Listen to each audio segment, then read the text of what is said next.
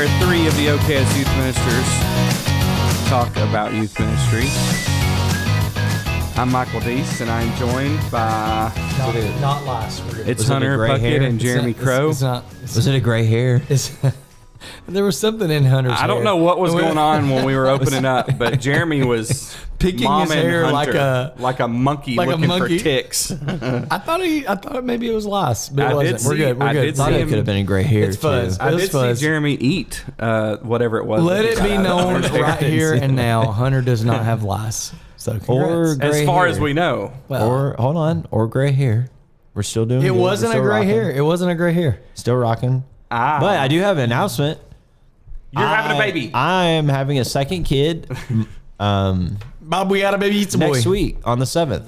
So on we're the excited 7th. about that. Yep. We're very excited about that. How about that? That her due date is the 7th. And she will be here on the 7th. So you're actually going to be able to be there for camp? Yeah, I'll be there for camp. Yeah. We're not missing camp. Awesome, man. Will she be bringing the baby to camp? They'll probably come up one day, but that's about it. Yeah. So I'm taking Brooklyn because Brooklyn's upset because she's not going to get to go to camp this year. Yeah. So I'm taking her to the kids' camp. So if you're listening and you have a child between the ages of 4 and 48, I think. Oh, 8 is or something 10. along. Anyways, you can check out the Maywood website. But if you have any kids of the ages of 4 to whatever that age at the top is, and we'll put a link on our website to it as well. Yeah, we'll put a link on our website because we love Maywood. When we get our website back up. I'm not sure who's running it this year either. But it's a really cool camp. Obviously, we love Maywood. Obviously, we take all of our youth groups to Maywood for week 0, which is also coming up. And we're overly prepared right now for our week of camp. Yeah, so we're that's pumped right. about that. Completely, everything is done perfectly. Right. Yep. Jeremy has definitely done everything.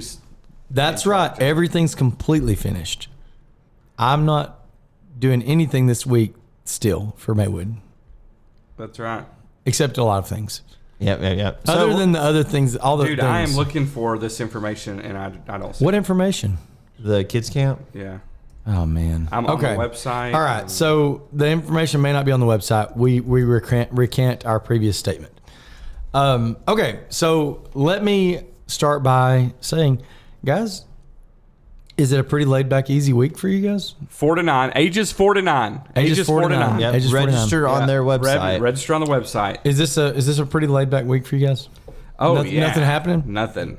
Nothing. No one's stressed. No one's worried about anything. We're all good.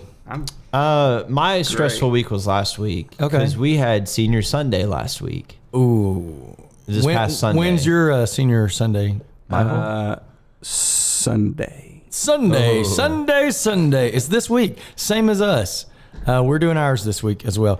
I used to try to do these top Senior Sunday things like mid to late May, and that was real stupid. Yes. And let me say was to young youth ministers who think that's a good idea, you're wrong. That's real stupid. You're wrong. Don't do that.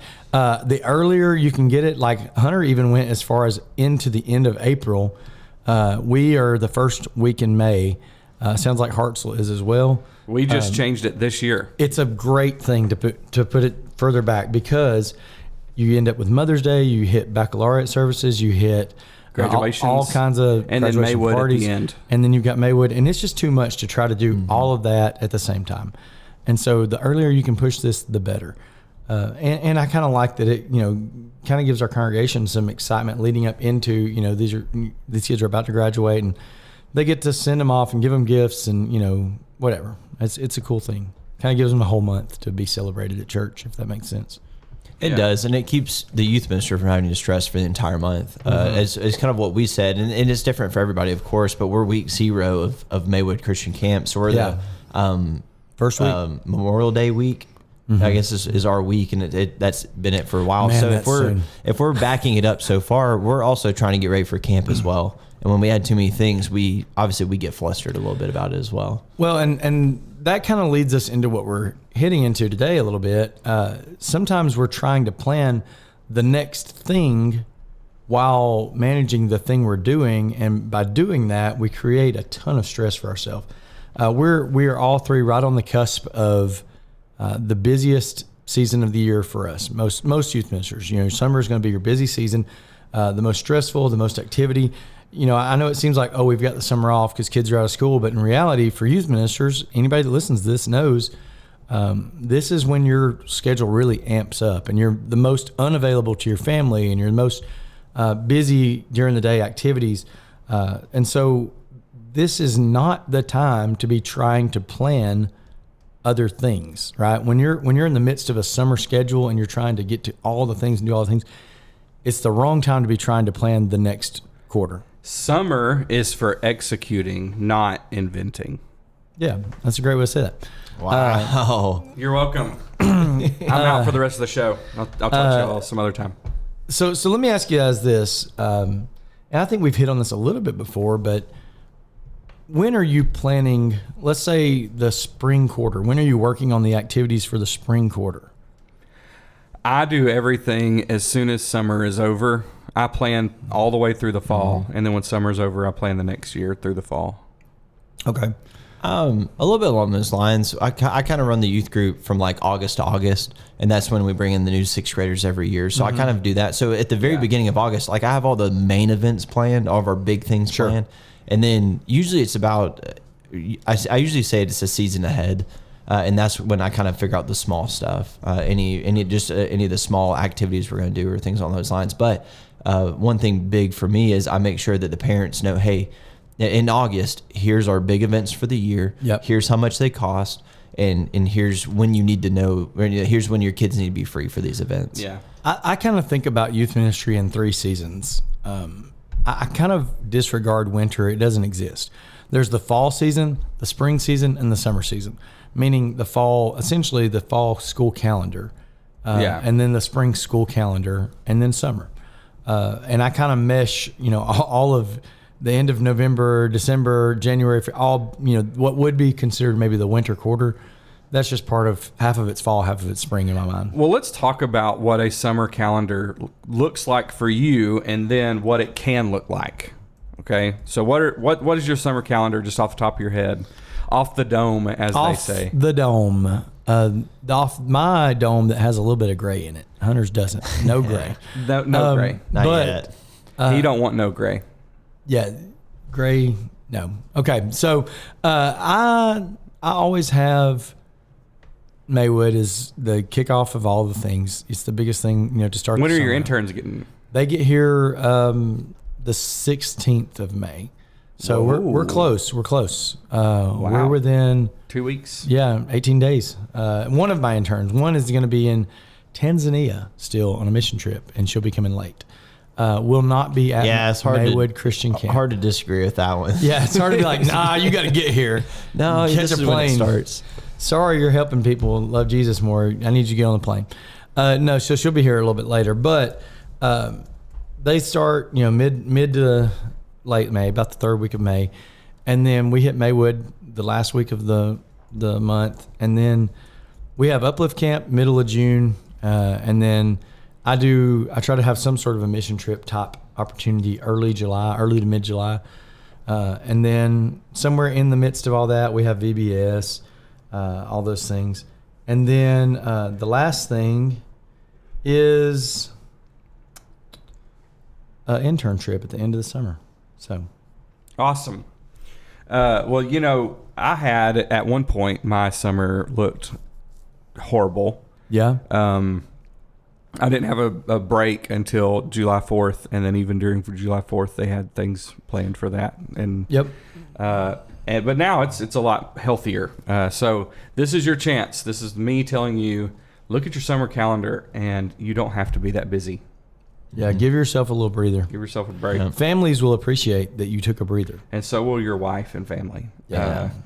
And you do need to, we've got Maywood, then VBS, then Uplift. Oh yeah, we got VBS between that. I forgot that. And then mission trip, and then our senior high retreat right before school starts. And then we're going to go to Rush in September. Will you have like 150 people this time?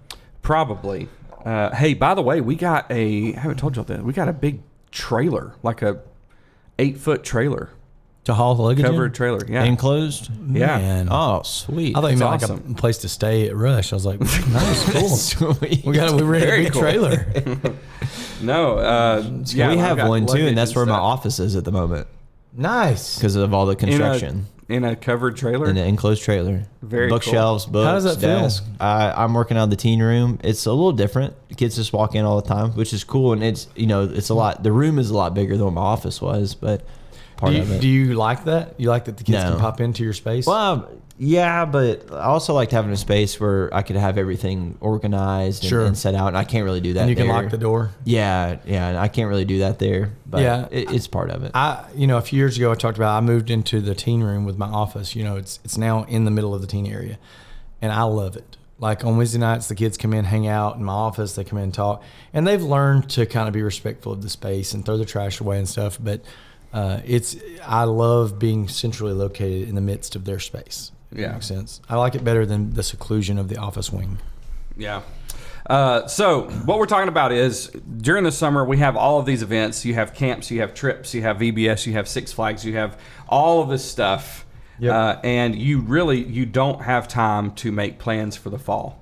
And At least to do it well. yeah, and there's people that are going to be asking about fall events because they're planning out their fall calendars, and they're Family wanting trips, et cetera. they're wanting their kids to go to these events, and they're wanting them to be a part of everything, but it's hard to because you haven't played out anything. And so make sure this is your perfect time right now to go ahead and get all of the stuff for at least, through August, September, October, planned out and ready before we step out into summer, because once summer hits, there's no going back. Yeah, It it's keeps go. going. It's just go, go, go. Yeah. I would say this for me, and I know you guys have a very similar feeling about this. I like to, by the time the end of the spring quarter happens, like when we move into summer, I want to have fall pretty well structured out, framed out pretty well. I may not know every single detail.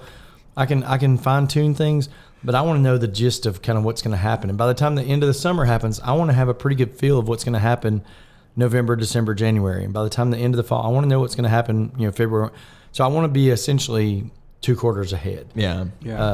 When the spring's ending, fall is planned. Well, and I mean, obviously we're not preachers, but we hear enough preachers talk, and a lot of them schedule their sermons a year out. Like they have their entire sermon series planned out. And to me, I've always felt like that made sense. You already know what you're doing. You're not having to look around for what your next sermon is. You have it planned out. And it's the same thing for youth ministry. You already know what's coming around the corner. You already have what Jeremy was saying. You have your big events, but then you also have like your small staple events that you know are always going to be there as well. One of the things I do, we've talked about it a handful of times. I do a Monday night together, and we change it between Mondays and Tuesdays depending on the time of the year. Sure. But that's a staple that's always going to happen every single week. We're always during the school year. We're always going to get breakfast with the kids on Tuesday mornings. So there's things on those lines. But then you have your big events. But kind of what we've already said and echoing that is it doesn't have to be super busy. And it doesn't mean that those things aren't adaptable. For the example Hunter gave with the preachers planning out the sermon series, if something comes up in our nation or in our state or in our congregation or whatever, and they need to adapt that series and address something on the spot, absolutely do that, right? But to have a structured plan, to know where they're headed, and be able to not just be able to tell people what's going to happen, but be able to have measurable data of, is what I've planned working? Is it not? Do I need to make a change to the plan next year? What happens when you don't plan ahead, in youth ministry? Bad things. You get behind. We talk about this word a lot, and I felt like we talked about it a lot at Lads Leaders as well, talking with Matt and Infusion Ministries, that intentionality. You lose some intentionality. It becomes just off the cuff. There's not really a whole lot of reasons. You can't back up the reasons you're doing things when you're planning late. And also, something that I consistently forget about is planning out my classes for the summer and fall whenever summer hits. And I'm just going to tell y'all, I'm going to give a plug to a good friend of mine, fellow fantasy football player, Logan Hackworth. Whoa. I haven't told y'all about this. Is this the Zelda series? This is the Zelda series thing. It looked awesome. It is incredible. And it's more than just that. I mean, he posted his whole entire curriculum plan. You talking about and Logan what that looks like. And Richards? No. Did Hackworth do it? Hackworth did it. Oh. Yeah. He dressed up as Doug Burleson one year at Freed Hardman for Halloween, and it was awesome. I love so it. anyway, I mean, it's awesome. But having a structured plan, having a plan, it does it. That way you don't go in getting scared. we've talked about a lot of times on here that youth ministers already have a bad reputation going into it. Youth ministers are already assumed to be disorganized, or their ministry is kind of dysfunctional. They fly by the seat of their pants. They don't have a plan, whatever. And so I really feel like we have to do so much to dissuade that kind of thinking, to make people understand that we do have a plan. We are professional. We are doing a good job. When we don't have a plan, or we don't plan ahead for things, our volunteers get frustrated. They feel like they're unprepared for what they need to do. They feel like they aren't engaged with what's happening. And they'll sometimes express those frustrations by lashing out at you or making snide remarks, or worse, going to your eldership and complaining about your work in some way because you weren't structured and planned. And something too that we can also realize, sometimes it is hard to make plans. Sometimes we don't really know what the kids are wanting. Sometimes we don't, we're getting older. Stuff that I've noticed, stuff that has worked for older siblings now isn't really working for younger siblings. They just have different interests. Feel free to ask the teens what they want to do. And that sounds silly, and that sounds like, oh, well, obvious, but I really don't think we utilize them as much as we could. Ask them what they want to do for the summer. In the past, we've always gone whitewater rafting, and it's a huge thing. But sometimes the teens don't want to do that anymore. They'd rather do something else. Just figure out what that something else is, to where you're being intentional with the events that you have. I just use that as an example. You're being intentional with the events you have, but you're getting the most out of those events. That you might have 4 or 5 kids that just absolutely love whitewater rafting, but if you change that event to something very simple, you might have 25, 30 kids show up, and it'd be a completely different outlook of it. I think the thing that to me is the most frustrating when we don't have a structured plan, we know what's coming, we're not looking ahead, it's the toll that it takes on us as the leaders of the ministry. And you guys have both experienced this at times, I'm sure I have. When you are in a place of stress or anxiety or frustration or worry about your ministry, you don't feel momentum, you don't feel positive growth, you don't feel good direction. It's just when we're in a place of mental stress, our ministry is in a place of suffering. And so we have to consistently structure things in a way that reduces our stress level, right? This morning, as we were sitting here talking about the things coming up for this weekend, Michael and I both were kind of commiserating about what we have ahead, getting ready for Senior Sunday. Hunter said he's stress-free this morning because his was already over. Because when that thing is happening, we get aggravated, and we kind of get snippy with people, and we get a little bit reactive with people. If somebody doesn't do something we like, we kind of fly off the handle about something, or it might be with our spouse or children. So eliminating some of that stress on the front end really helps us to be good dads, good husbands, good ministers. Yeah. When it allows you to, it's going to sound silly, it allows you to think clearly as well. Something Michael said earlier today, and I never really had thought about it in this way. He's talking about Senior Sunday. He said, this is such an important Sunday. He said, it's not an important Sunday to me. He said, we do this every... To an extent. I didn't say that. I didn't... Okay. Yeah. But, it's not... But he said, but for the parents, this is a lot.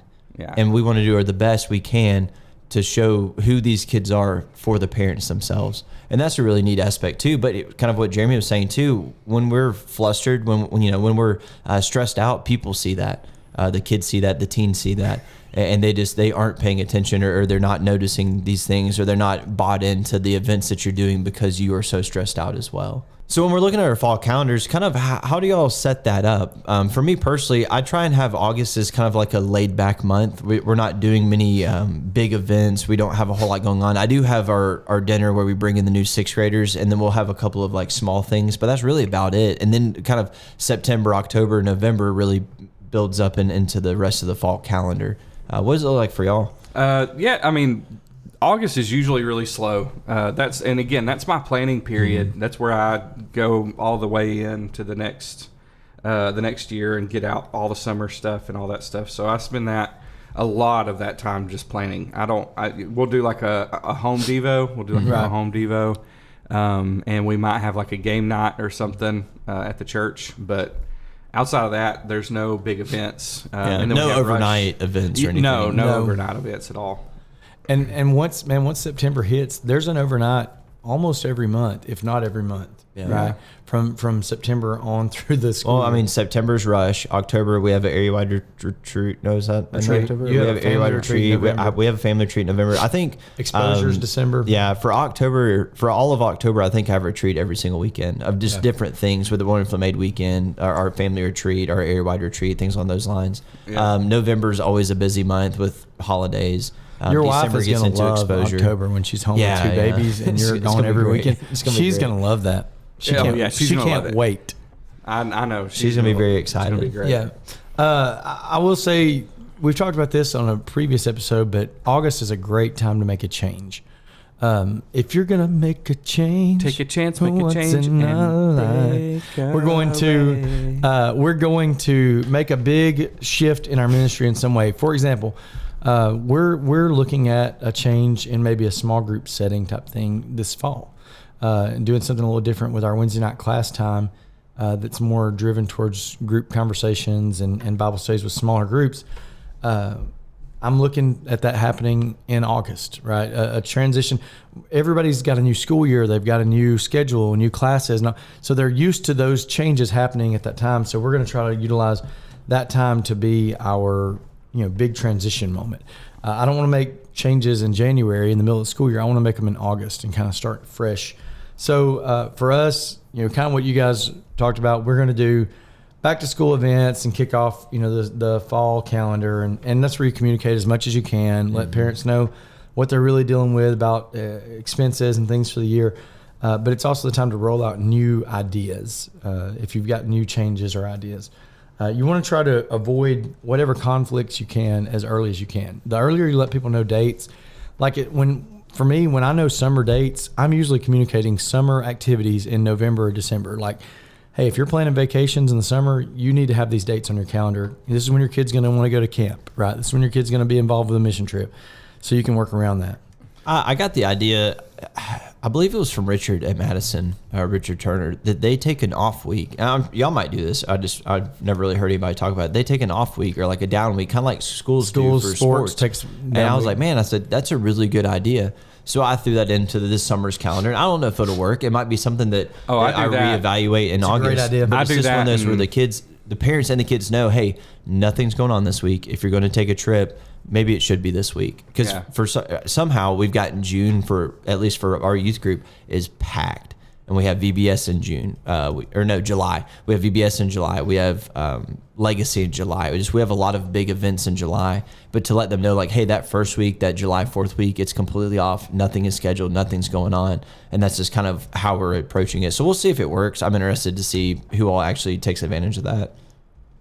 Yeah, I always have an off week. It's July 4th week, just because that's the holiday. That's That's in the when summer. schools also take that same break. And so that's what I do. We have that break and let the families have their fun and let families do whatever they want to do throughout that week. Vacations and then we typically will go to Arkansas to go visit family and stuff that week. That's my son's birthday. We have a lot of stuff, so it kind of plays into both and works out really well. But I definitely recommend having a week where you can kind of resettle, get your bearings, and then go back into the chaos. Yeah. So I have something to make sure that while you're going through all of these things, to make sure you have people lined up to serve in these areas. Make sure you have the number of people. Make sure you have servers. Make sure you have bus drivers or van drivers or whatever. Look for the gaps. That's what I always do right before an event. Look for an area. Typically, this is where if I do remember to get Lord's Supper for a retreat, it's right here. I have a check the gaps. Make sure I've got everything covered. And one of the big things about volunteers and about getting things together for them for the summer is that you definitely need to have a plan before you go on the trip. Mm-hmm. Okay, have a laid out thing. I have a thing that says on it like what I want the volunteers to do and what their responsibility is while they're there. That way that they know what they're supposed to be doing, how they're supposed to be serving, unless I'm being very specific with them about something. Maybe one of them is teaching a class or something, that I'll be very specific with them. But then I have hey, here's what my expectation from you is. If you see a problem, help clean up or help plan or help organize or whatever. If you see kids playing on doing something together, go and join them and be a part of it. So, and I think what you said is very important too. The volunteers need to understand it's not a free ride. They're there for a reason. They're there to make the weekend better. They're there for, whatever that specific thing is. They're not there just to sit by themselves and do what they want to do. They're there for the kids. Similar to what we talk about at Maywood with with our counselors. This week's for the kids. This isn't your, yes, they are taking a vacation week to do this, but this week is for them. Focus on them. Tend to their needs. Yeah, and I think even if that role is just to hang out with and play stuff with the kids and hang out, spend time together.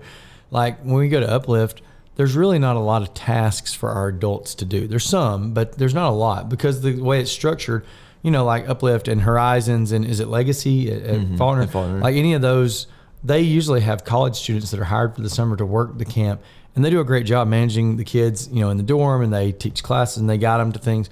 But our adults that chaperone with us, their job is like to be present with the kids and interact with the kids and play games. And like what I love is in the afternoons, one of ours, Patrick Caffey. Is he going? Is he going? I hope so. And so he'll be out there at Uplift, and he's like helping run the Mafia game in one of the classrooms. Like as silly or as funny as that may sound, like he's in the midst of whatever they're doing during their afternoon free time. Yeah. And just being present, being part of that time with them. Bradley came last year, and what he's really good at is finding the kids that don't know where to go or what to do, and they haven't established themselves in the group yet, and he finds them and brings them the in. fringe kids, right? Yeah, and he's so good at that, man. I mean, he's incredible, and so doing that it's huge. He doesn't even realize how big. I'm sorry. I'll quit. That was perfect. How big of impact he's making. Sorry, Jeremy just did something on the chat and it made me laugh really hard. But that's something that you don't plan for, but you can definitely use more of it.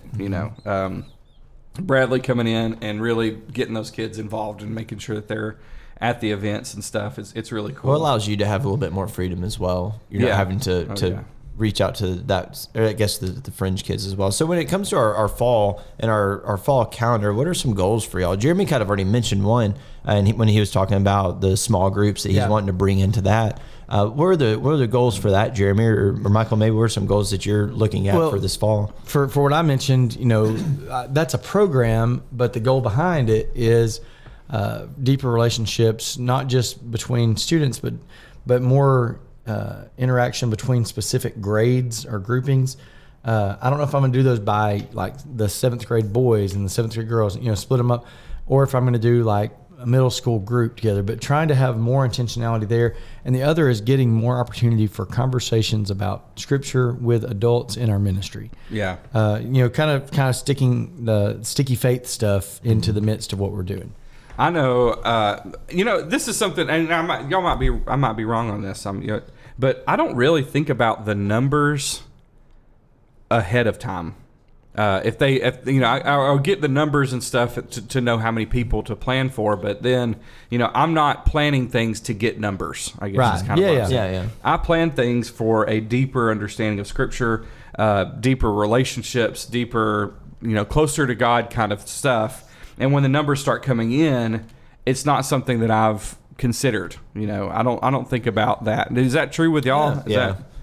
I mean, there are some events that you'll have that you want the numbers to be, the fringe kids or kids that only show up for certain events. Like you still want to have those events, but that's not your only intentionality behind those events. You still want the spiritual growth. Yeah. And that still needs to be needed. That's what, I think a lot of times we can get up in that numbers thing. We had an episode a couple of weeks ago, 3 weeks ago, whatever, talking about that. And I think sometimes we can plan events thinking this is going to get numbers, when our focus should not be on numbers. It should be on deeper discipleship, deeper understanding of Scripture, closer relationship with God, and the numbers will come with that. Yeah. You know?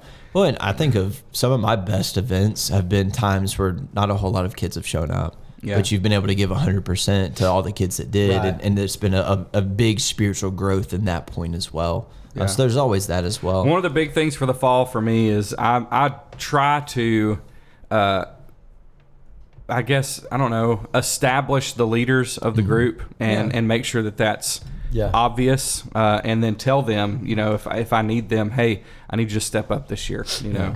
I just remember when I played basketball, there was a time where my coach, he said, hey, we're not scoring enough points. I need you to shoot more. And I need you to step up, and I need you to be a leader. And I remember when they said that, because I was like, oh, he actually... I didn't know I was a scorer. I didn't But know. now I Yeah, will. I really didn't. That I was didn't the know I was thing. playing Like, basketball. I Hold on a didn't know minute. that that was my role. I didn't know that he needed that for me. Let me add on to what you just said. Something we did the last 2 weekends. So I had a middle school retreat and a high school retreat back to back. Mistake.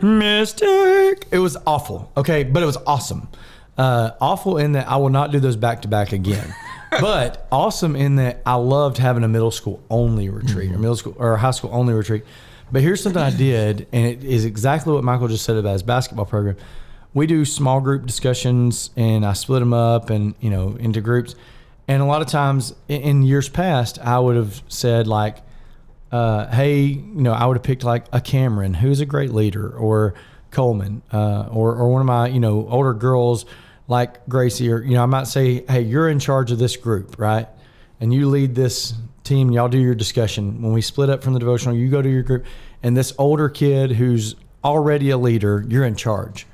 What I did this time was I split them up into groups, you know, like 4 or 5 in a group, and I picked a kid that wouldn't normally be selected in that role. And I said, whoever I say first on the team is who's the lead on this team. And I intentionally assigned the leads. And not that those kids can't do that kind of thing. They just didn't think of themselves as that. And so what I did was every session, I had 4 kids who saw themselves as just a support role, not a leader. And all of a sudden I said, you're in charge of the group. You know, you don't have to know everything. You don't have to answer every question, but you need to make sure the discussion goes good. You know, that you flow well and you go through the discussion guide.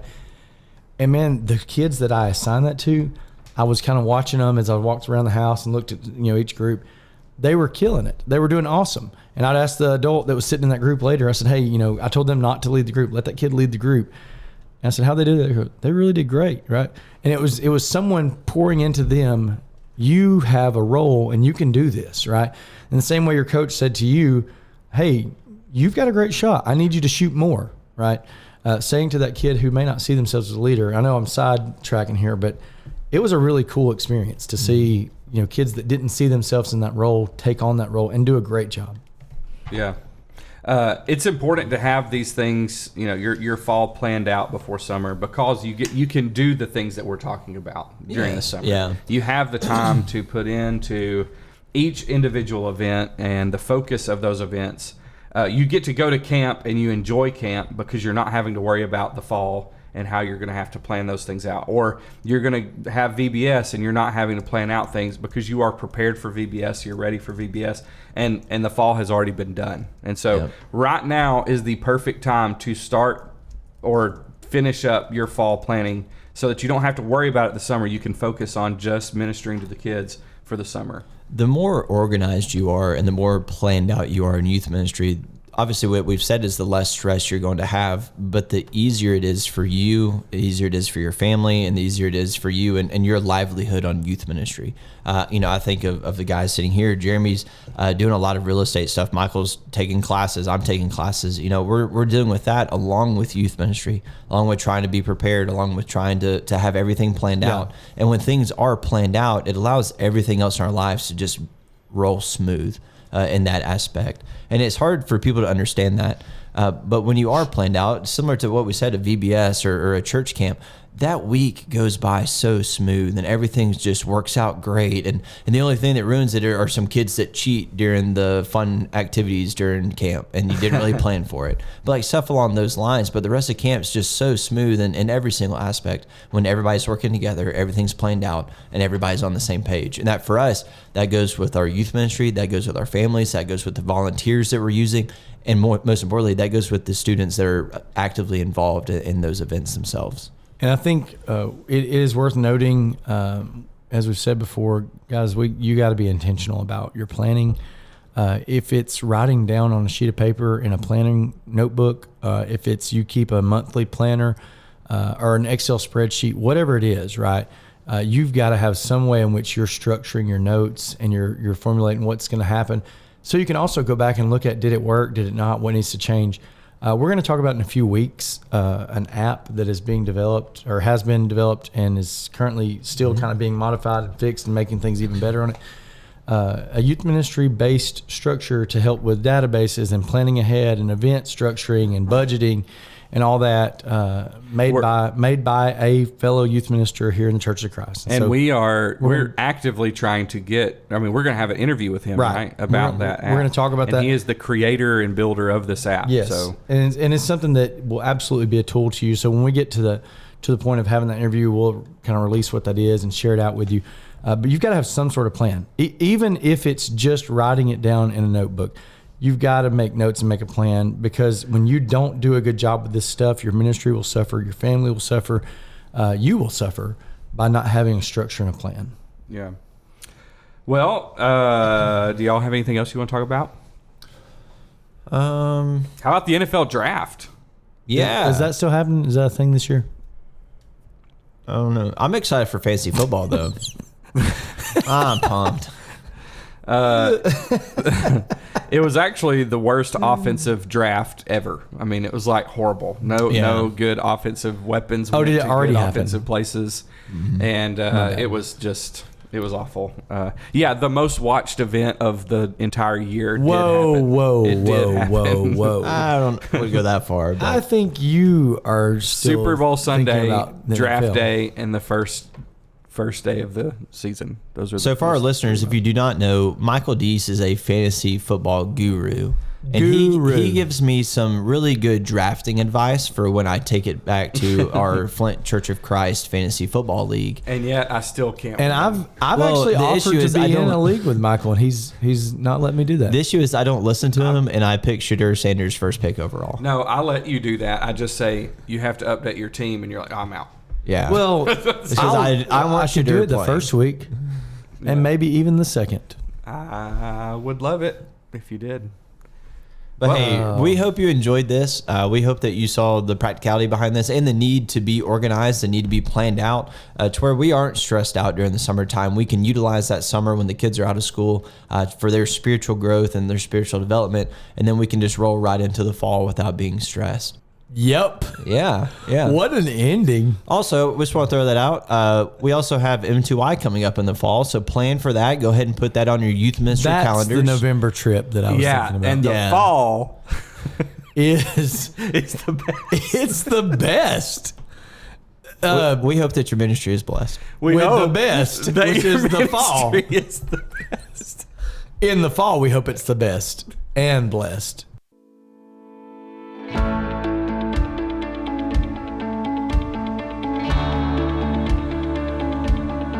Thanks for joining us today in the important conversation of youth ministry. Go and follow us on Instagram and check out oksyouthministry.com for more information about our upcoming episodes. We'll be dropping a new episode every Wednesday morning, and we look forward to talking with you again next week. And hey, it's okay to be the OKS youth minister around, but let's all strive to be just a little bit better.